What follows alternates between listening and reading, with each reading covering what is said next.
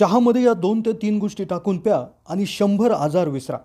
हृदयविकार, BP, sugar यासारखे आजार कायमस्वरूपी संपतील जर चहामध्ये टाकताल या 2 ते 3 गोष्टी.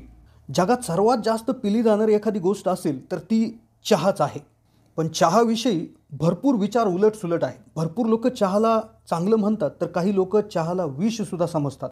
पण आज तुम्ही जो चहा घेताय, जसा घेताय त्याला अमृत बनवण्यासाठी एक अशा 2 ते 3 गोष्टी सांगणार आहे, ज्या जर विशिष्ट प्रमाणात तुम्ही जर चहा पितांनी जर वापरल्या तर तुमचा चहा तुमच्यासाठी अमृत बनणार आहे.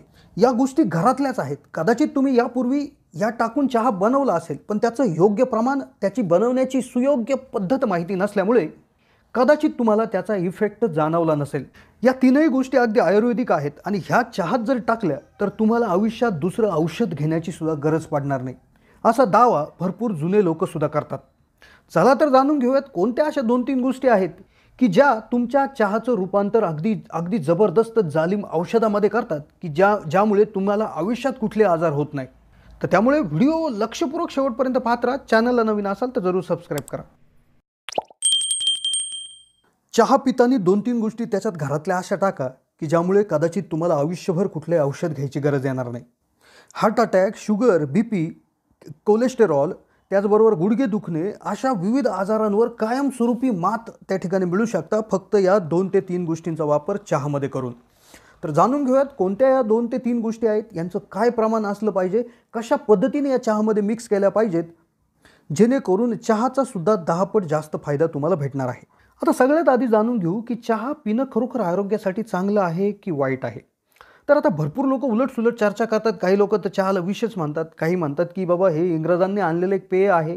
पण याला कुठलाही शास्त्रीय आधार नाही. जर दररोज तुम्ही 2 ते 3 कप जर चहा पित असाल तर चहासुद्धा तुमच्या आरोग्यासाठी चांगला आहे. कारण की चहा पावडरमध्ये एक विशिष्ट प्रकारचे अँटीऑक्सिडंट असतात की जे शरीराला चांगले प्रमाणात काम करत असतात.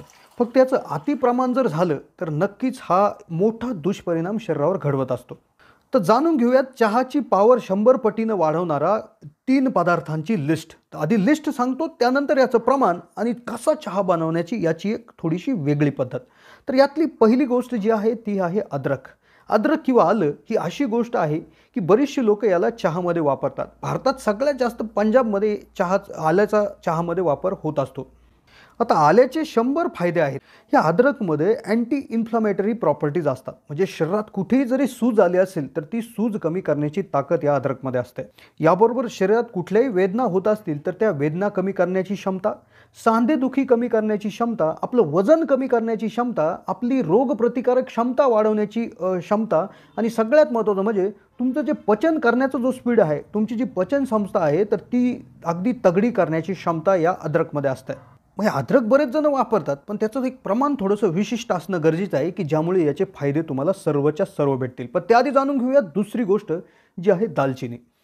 आता दालचिनीचा आयुर्वेदामध्ये भरपूर तिला महत्त्व देण्यात आलेलं आहे. ही दालचिनी जर चहामध्ये टाकून जर पिली तर तुमच्या रक्तातील साखरेवर अगदी जबरदस्त नियंत्रण आणते.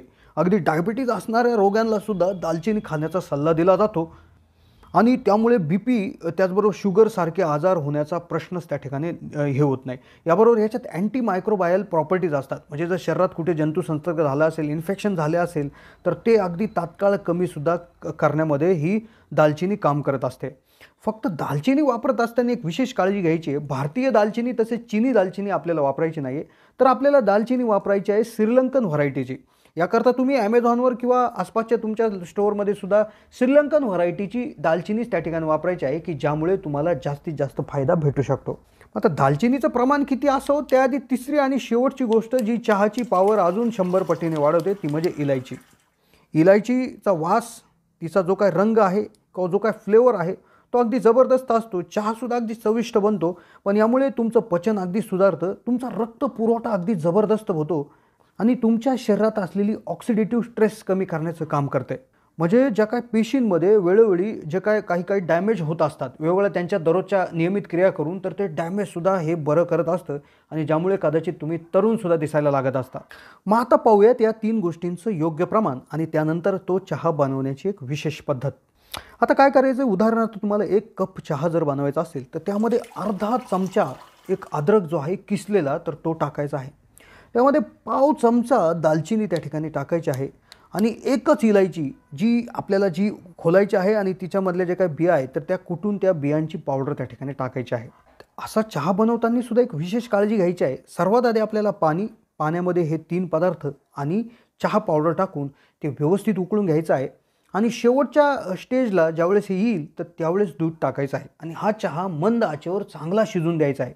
कारण की चहा जर चांगला शिजला तर चहामधले सर्व गुणधर्म तसेच या पदार्थांमधले सर्व गुणधर्म त्या ठिकाणी तुम्हाला भेटतील. चहामधले अँटीऑक्सिडंट आणि या पदार्थांमधले अल्कलॉइड्स चांगले मिक्स होऊन तुम्हाला याचा फायदा सर्वच्या सर्व भेटणार आहे. आणि याबरोबर चहाची पॉवर जर अजून थोडी वाढवायची असेल तर चहामध्ये साखरेऐवजी तुम्ही जो नैसर्गिक गूळ भेटतो तर तो जर वापरला तर चहा अजून 10 पटीने चांगला होत असतो. तर ह्या होत्या मित्रांनो 3 गोष्टी की ज्या चहामध्ये वापरणं अगदी अनिवार्य आहे आजच्या काळामध्ये, ज्या आपल्या आरोग्यवर्धक चांगल्या प्रमाणात ठरत असतात. ही होती माहिती मित्रांनो. कशी वाटली माहिती कमेंटच्या माध्यमातून कळवा. चॅनलला जर नवीन असाल तर जरूर सबस्क्राईब करा.